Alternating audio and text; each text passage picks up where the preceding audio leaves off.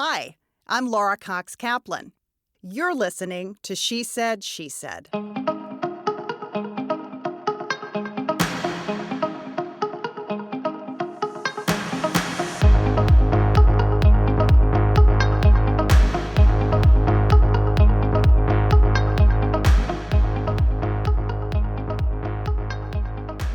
Lydia Fenet is the lead benefit auctioneer at Christie's Auction House in New York City. She also happens to be the leading benefit auctioneer in the entire country. She's raised more than any other charity auctioneer. That's about $500 million from more than 400 nonprofits worldwide. She's shared the stage with the likes of Bruce Springsteen. As if that wasn't enough, she's also the mother of 3 lovely young children, and she's written a terrific book entitled The Most Powerful Woman in the Room Is You. This book is chock full of incredible advice and perspective. Lydia is here with me today at the CDM Studios in New York City. We're going to talk about her career, what she's learned, and most importantly, why she wants to pay it forward. Lydia, welcome to She Said, She Said. Thank you so much. I'm so thrilled to be on this podcast. I'm so thrilled to have you. It was so fun. I had a chance to meet you on your book tour this summer, and I got to introduce you to my daughter, who's 9. He's lovely. Oh, you're sweet, and you're such an inspiration for women and girls. So we're going to talk about all that good stuff. Let's talk about, I would say, your job, but you really have at least 2 jobs, more like 3 or 4. But at Christie's, you have 2 primary jobs. 2 primary jobs. Talk about what you do. So I'd like to say that I have a day job and a night job. My day job is running a department called Strategic Partnerships that deals with all of the partnerships for the company globally. So if you are an external brand looking to work with Christie's, you would come to me. My department would help design the program for you, and we would help execute it. So that is my day job. My night job, which tends to be a little more glamorous, is charity auctioneering. And I take auctions, which is a term that we use in the auction world. Taking on auction means that you're the auctioneer on stage. I take auctions for, as you said earlier, nonprofits around the world. And I enjoy it immensely. I love being on stage raising money for different charities. It's just such an incredible thing to do. I had one on Saturday evening. I had one last night. So this is definitely auction season, which is always really exciting. So how many in a given week do you typically do? Well, this fall is a little bit less simply because I had such an intense spring between the book tour and the auctions. But in past years, it's ranged anywhere from about 70 to 100 a year. So I really would try to cap it around 35 a season for the past 5 or 6 years after I started having kids. It works. People always said there's no way that you will be able to have children and take auctions. But because the auctions start so late, my children are usually asleep by the time that I leave, which is really great. So I can kind of come home. I know this sounds crazy. I can come home after work, spend a couple of hours with the kids, get homework done, get them bathed, get them in bed, and then walk out the door and take an auction on stage in front of 1,000 people. Yeah, I mean, it's crazy. I get it. It's a lot. And I Yeah. think you must have just an extraordinary amount of energy that enables you to do that. The funny thing is the book really started because I was interviewed by the New York Times for a day in the life piece. And it was interesting because the piece really chronicled a day where I had a full day of work, went home to the children, and then took an auction in the evening.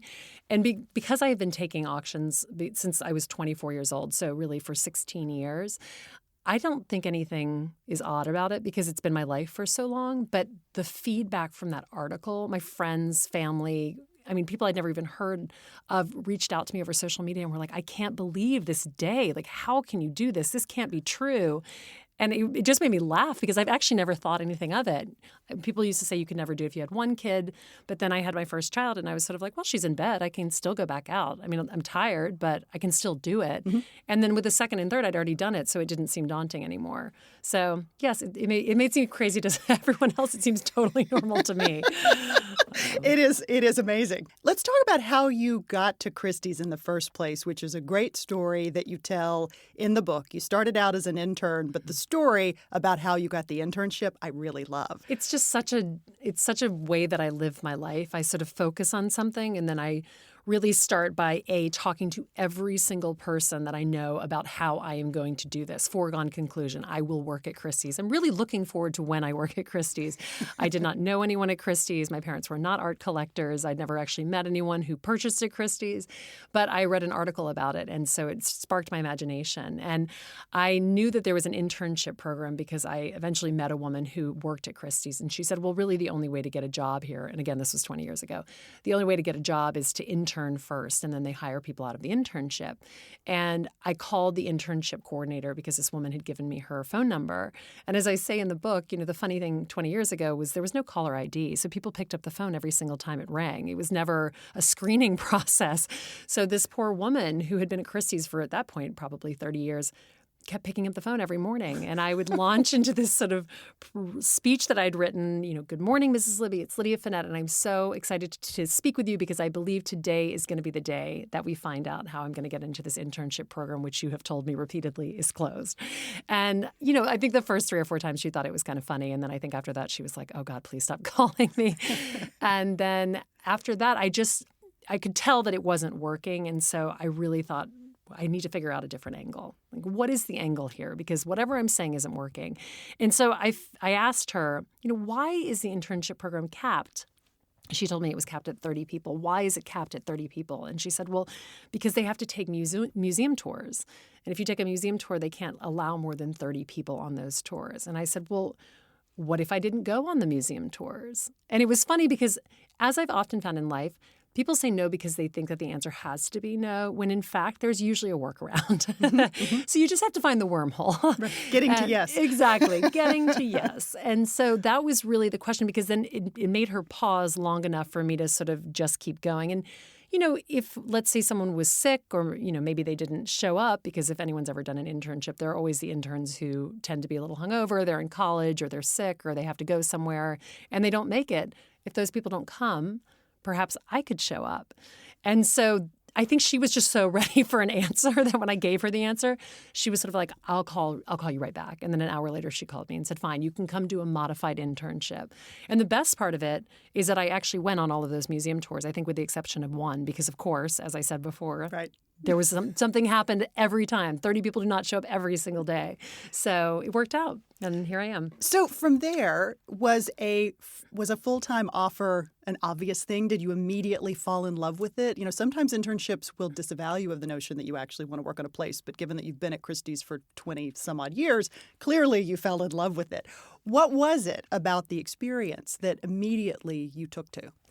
I really enjoyed the environment. I loved the people that I was surrounded by, because everybody is so intelligent. They're so learned, and they are constantly looking for more culturally, more to do in New York. And so there were just sort of these opportunities that came out of nothing. It was, I was sitting at my desk and someone would walk by and say to all of the interns, does anybody want to go to this museum tour tonight at the Met? Because I can't go and I have 3 extra tickets. And I live my life with the principle that the answer should always be yes to any opportunity.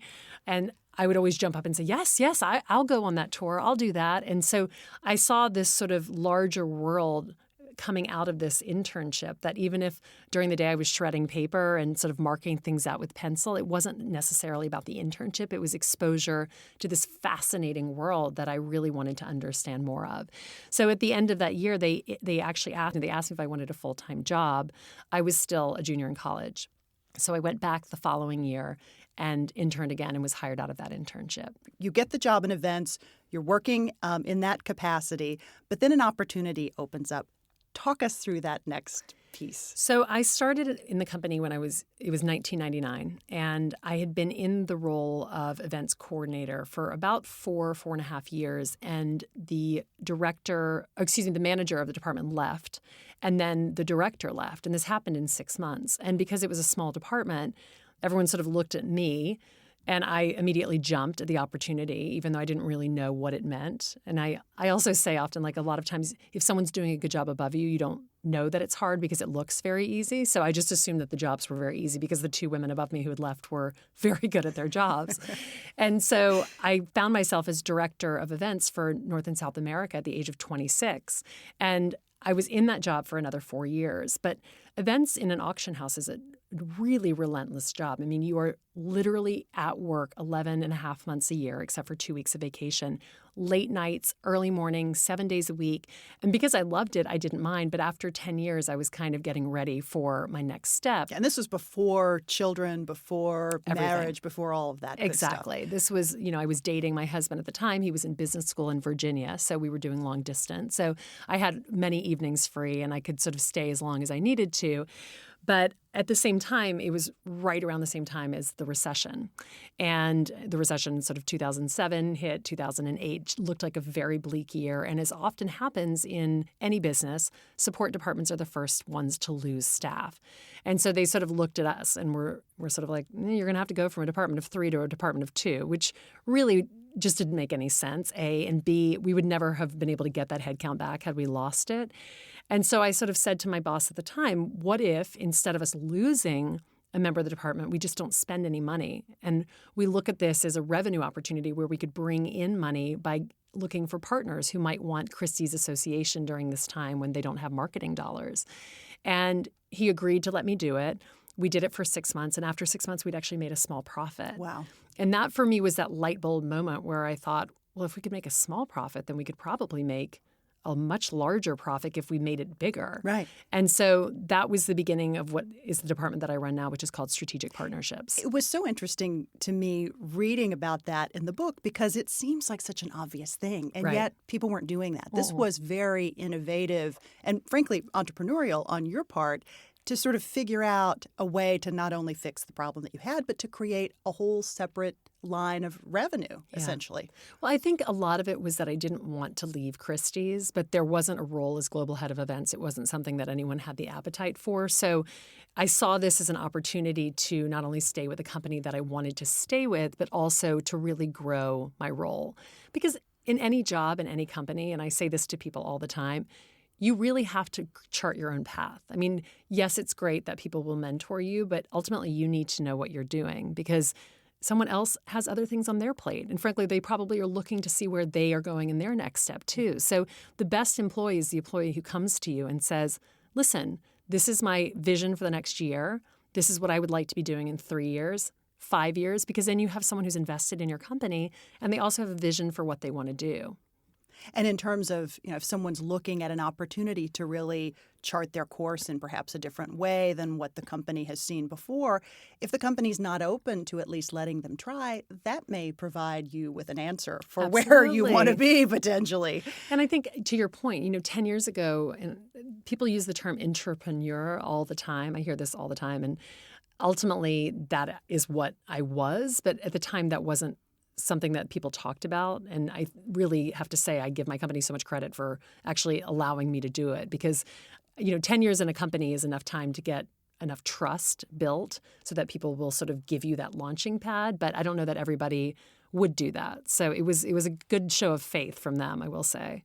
How have charity auctions changed and sort of the role of nonprofits evolved during your time with Christie's?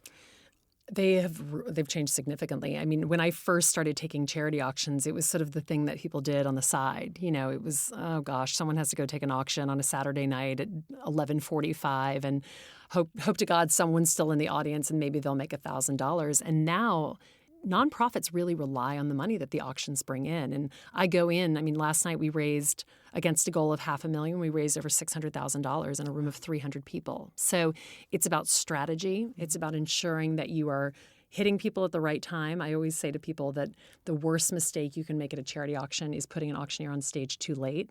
Because you need people who are still engaged with the programming. And 9 honorees and 40 speeches later, no one is paying attention. Even if they were trying their best, no one except for the honoree's wife or husband is possibly paying attention at that point. So I always say, put the auctioneer on early and make sure that you have lined up the bidders and then let them do their work. To your point about getting the audience's attention, here you are, you typically are with them for their gala dinner. They've had cocktails, they've had the salad, probably the entree. Maybe you're coming on around dessert time. Hopefully a little before. A little before that, ideally.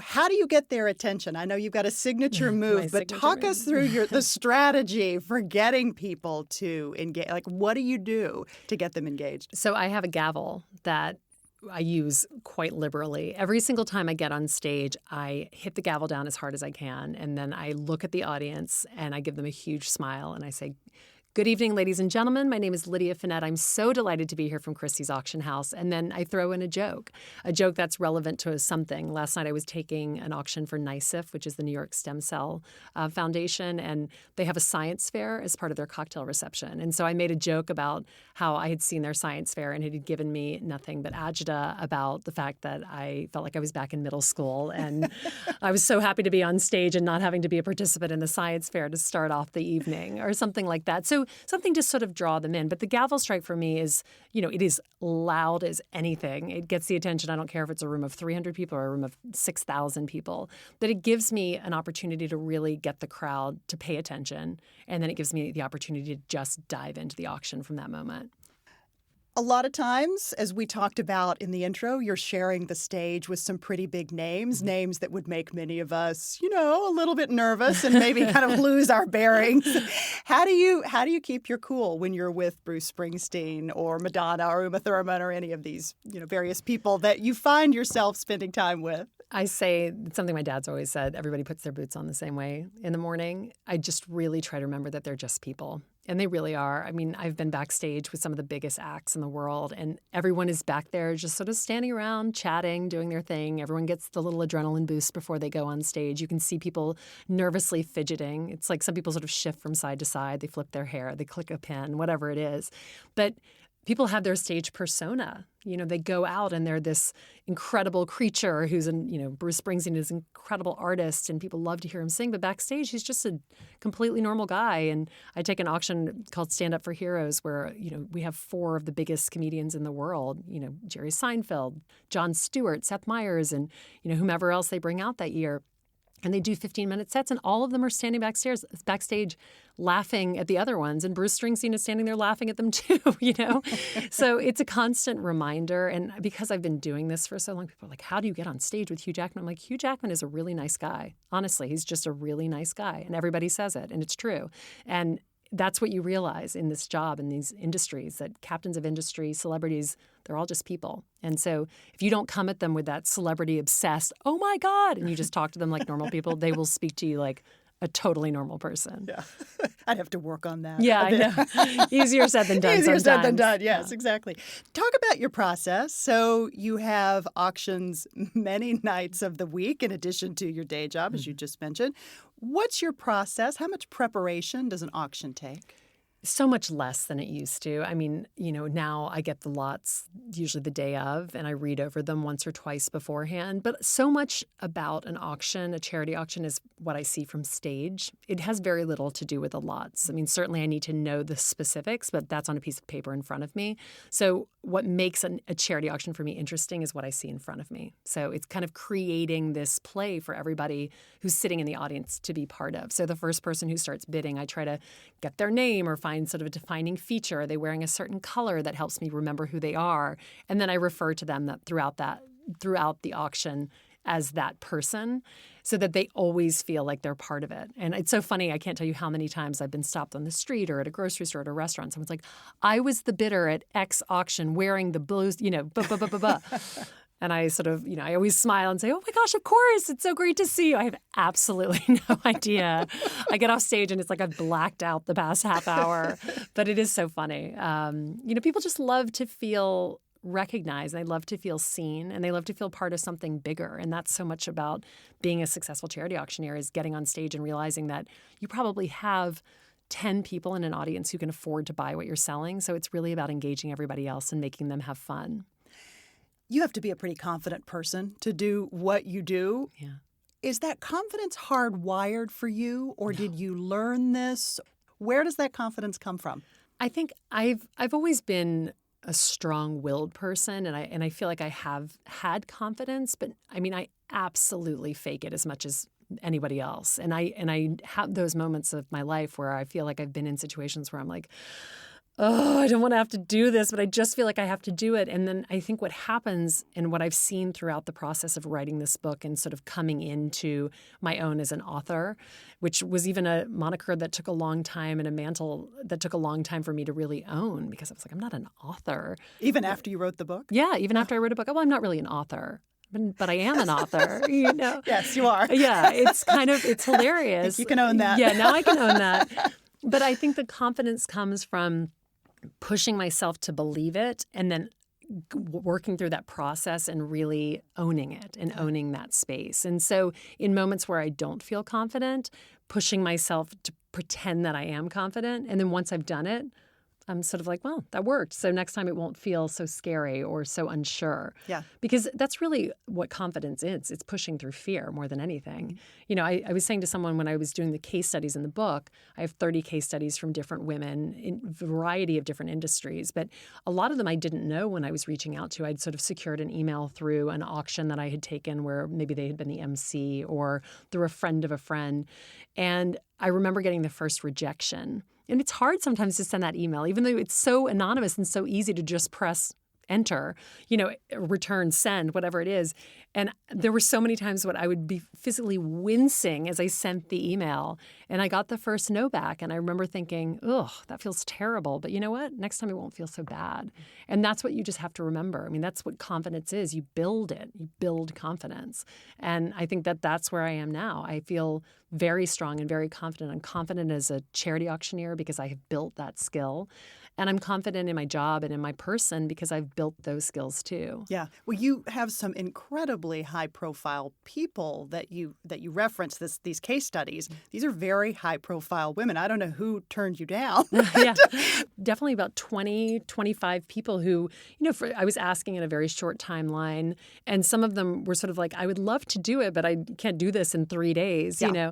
And then I had others. So more of a capacity issue. That's a different kind of rejection. Yeah, exactly. I don't want to be a part of your project. Was that true or not? Yeah. I don't know. But, you know, but then again, it is what it is. Yeah. And there's nothing I can do about it. And maybe, you know, the book has been successful. So hopefully if I do another one, I can ask them another time with a little more lead time. There you go. Now I've given you 2 months. So of course the answer will be yes. So let's talk about the book itself. I wrote my entire book between December and April 1st. Which is amazing. It was insane. I was nursing my 3rd child. It was literally... You literally hadn't written like anything that was usable before. I wrote 2 chapters for my proposal that I sold. Blows my mind. Yeah, it was crazy. crazy. And you wrote it yourself. I wrote it. Have no ghostwriter, nothing. That's amazing. And I think I'm going to write The Most Powerful Girl in the Room is you too. Because it's like middle school. It's Yeah. like actually the first part of the 3rd chapter was cut out because it was too long. Yeah. So I was like, could this work? They're like, this is perfect. I was like, yeah. The 3rd chapter about failure ultimately started was I played on 4 teams, or I think I told this story, 3 teams for 4 years that never won a game, basketball, volleyball, and track throughout middle school. We never won a single game.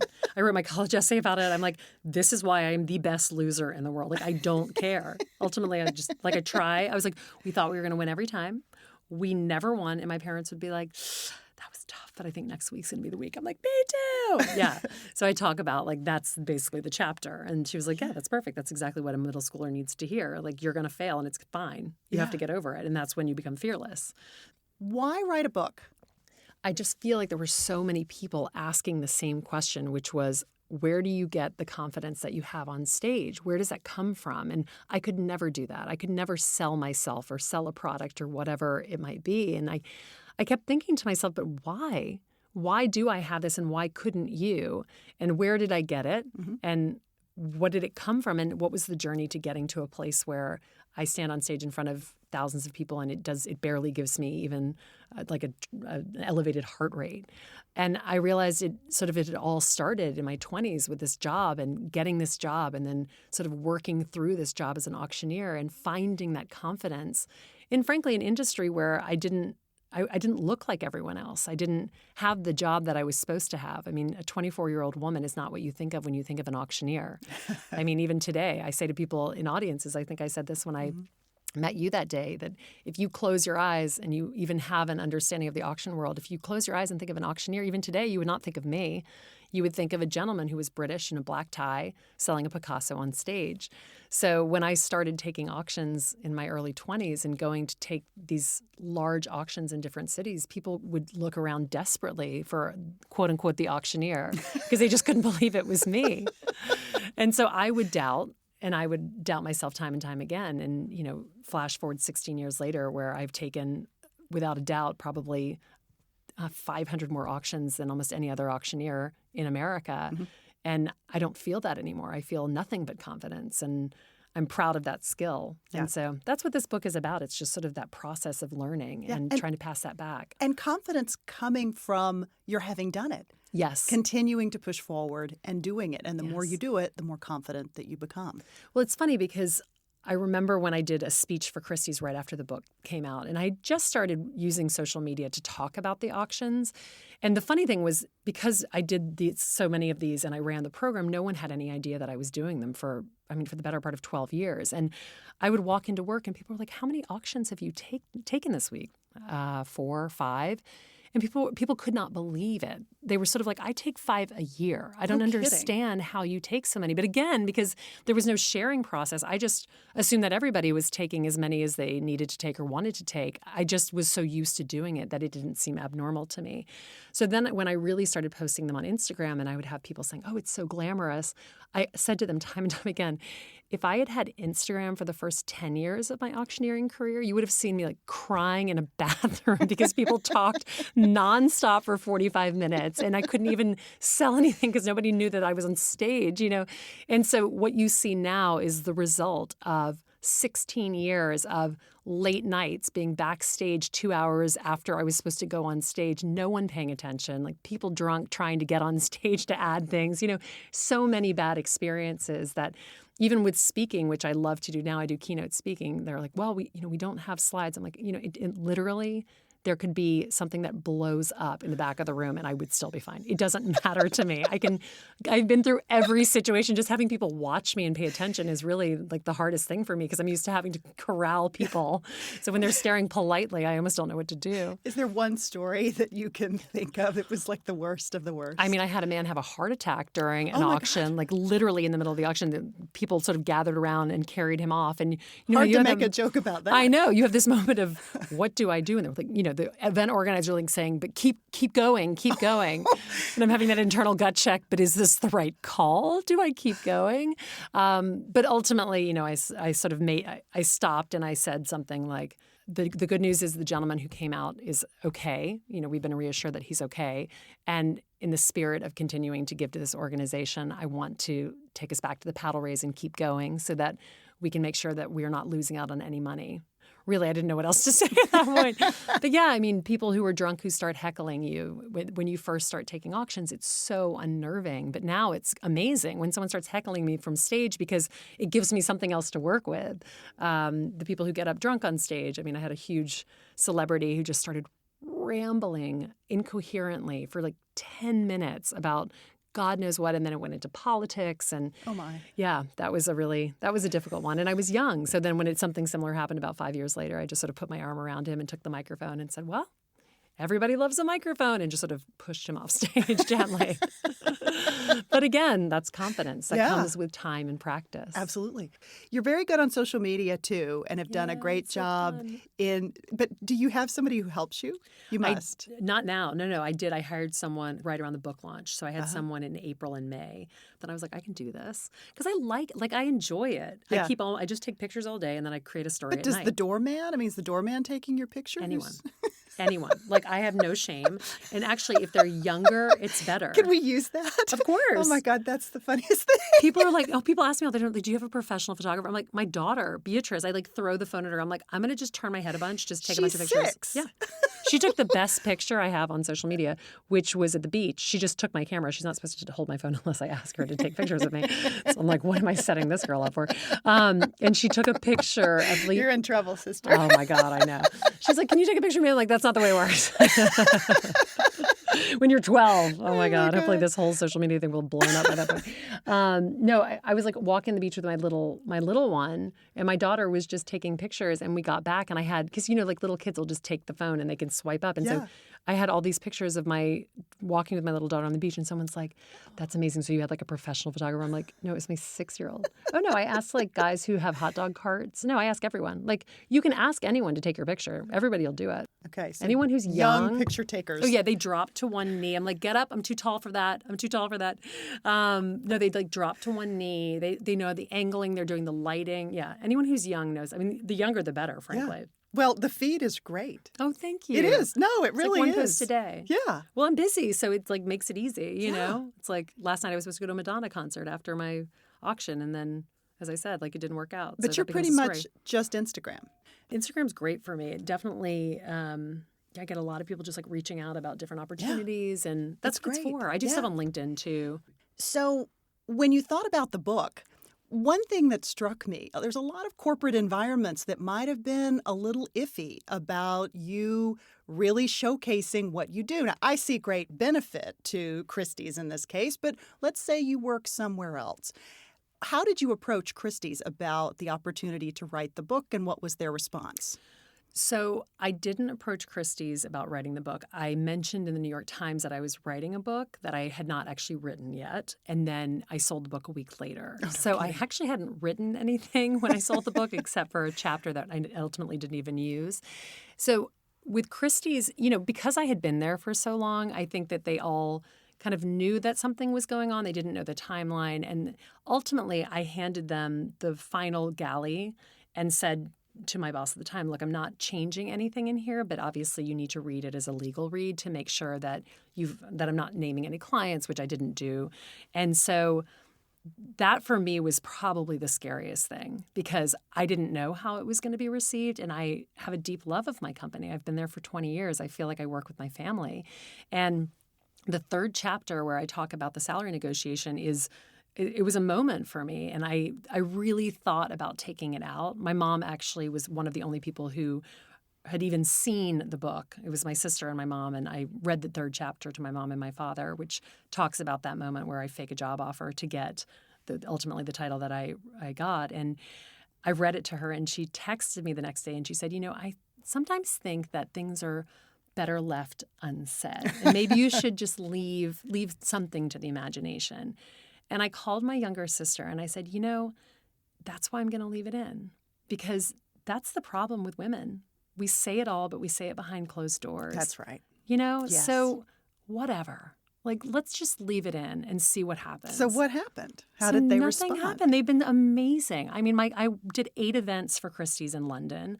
I've done multiple events for Christie's in New York and all over the country. And I think for the company, you know, all the companies in the world right now are really trying to understand how to deal with gender issues. We live in a completely different time than we did even 2 or 3 years ago.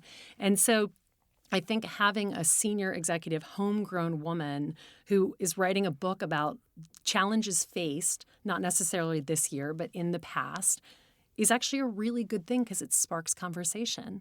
And so, you know, the head of our HR department came in, our global head, and he said to me, he's like, I think that this is incredible. And I did a town hall talk in London and in New York for our teams, and I said these things out loud. I'm like, one thing that we have always said here, which is not true, and I want to disavow everyone of this notion, you do not work for the glamour of a job. You work for a paycheck, and we are lucky to have you here. And so you need to remember that. And that's not just here. That is any job you will ever own.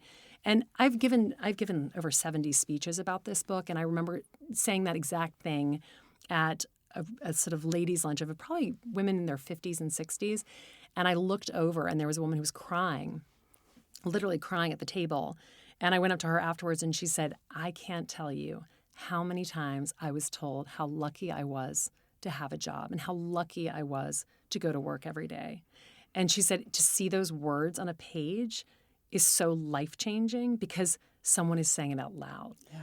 And so I think that that's just, you know, if you choose, which I have chosen to put myself out there in this way, then you have to be truthful. Because if I'm not truthful and I do sort of like a lovely gloss of everything that's happened, then this book is fake.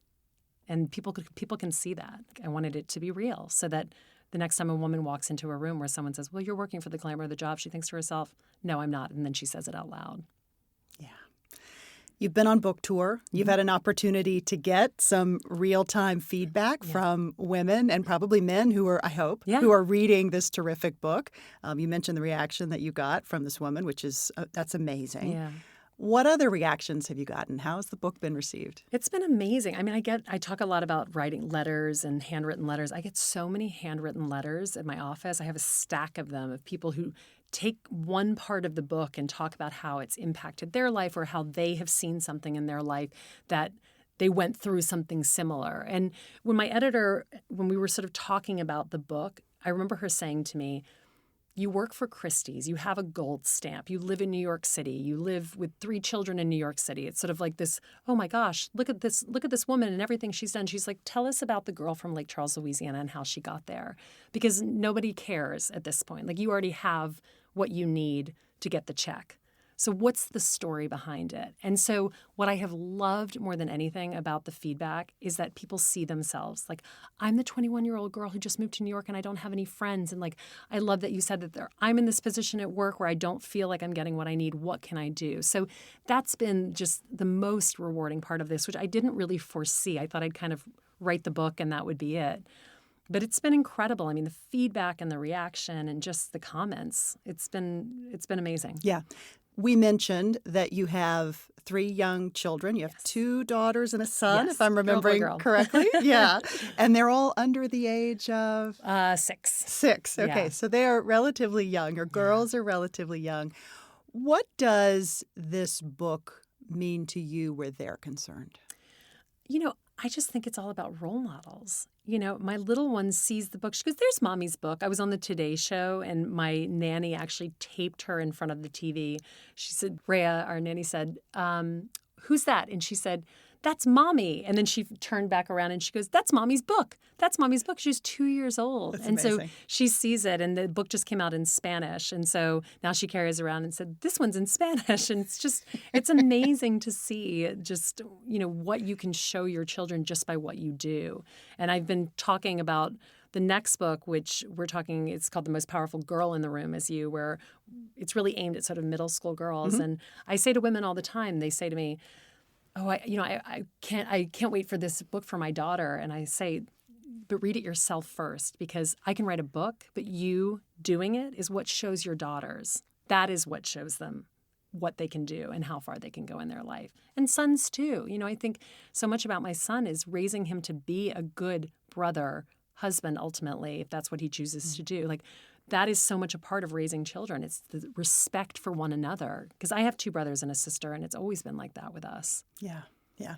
There's so much great stuff in the book. You talk about the importance of networking. You talk about the role model that your dad was as it relates to that. And you talk about that in the chapter. But one of the things I'd love for you to talk about, because even sitting here talking to you and having a chance to get to know you, I'm still mystified as to how the heck you do everything that you do in a given day. And I feel like I get a lot done in a day. Talk about your productivity tips. I realize that sounds so lame, but if other people are like me and they're listening, they're like, how the heck does she do all of this? You talk a bit about your tips for efficiency in the book. Walk us through kind of your strategy. Management. Yes, time management and strategies. I mean, time management and strategy is just the most important thing in life.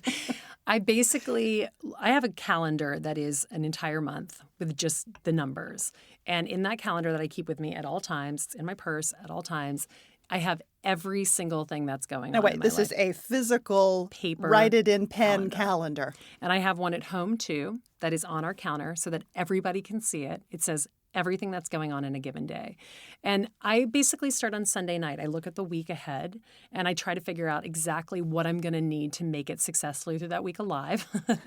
And because every week for me is different, you know, it's like there are days where 2 of our children go to one school, 1 goes to another school. They all have different after-school sports. And so it's a combination of I lean on help just crazily. My in-laws are incredible. My parents are here whenever I need them to be. I have brothers and sisters.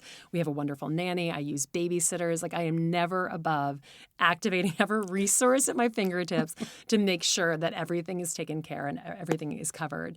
But then in terms of the day, I just really try to move things along. I don't go to meetings that are 2 hours if I think that they're unnecessary. I'll send someone else and get the minutes from those meetings and review them and come back with my thoughts. I just don't waste time on things that don't need time wasted. And in terms of the auction, when I have an auction at night, everything in a day is based around when I need to walk out of the door for that auction. So I will look at a day and say, okay, if I have to get the kids to school at this time, I have to do this, and I have to do this, and I have to do this. I've already set out my stuff for the auction tonight. I know exactly what I'm going to wear, so that when I come back in, I don't have to think about that in addition to everything else. If it's anything at work related that I have to do that has something to do with work, I make sure that I have as much information as I need going into it so that I'm not wasting time getting it done.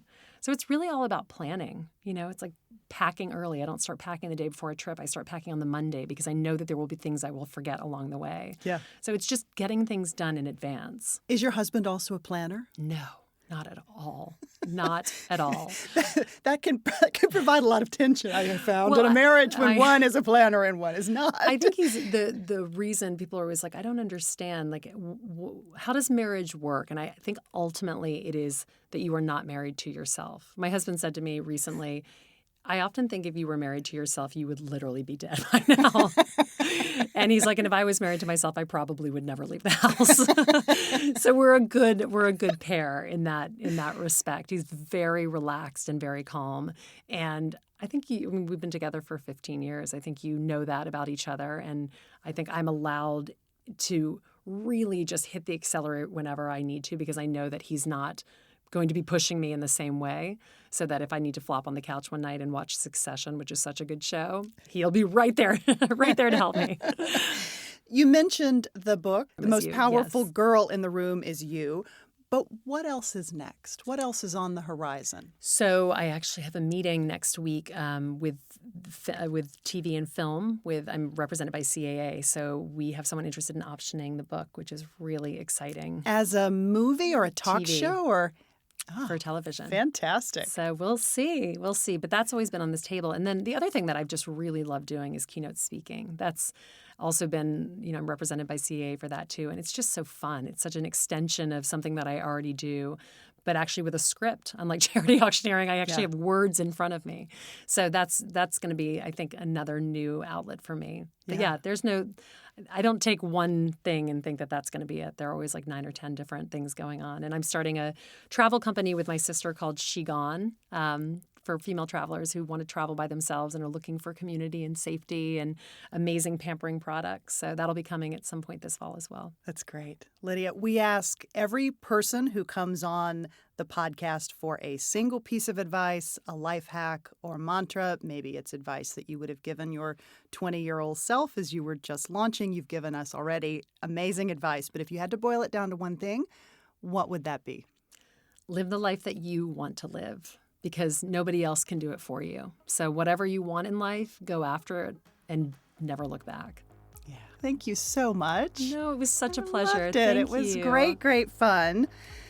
To learn more about Lydia, I've included links in the show notes, including a link to her terrific book, The Most Powerful Woman in the Room Is You. A big thanks to our friends at CDM Studios here in New York City for hosting us today. And remember, at She Said, you will always find inspiring women like Lydia who are sharing their stories and their authentic perspectives in ways that have a positive impact on all of us each and every day. Thanks so much for listening.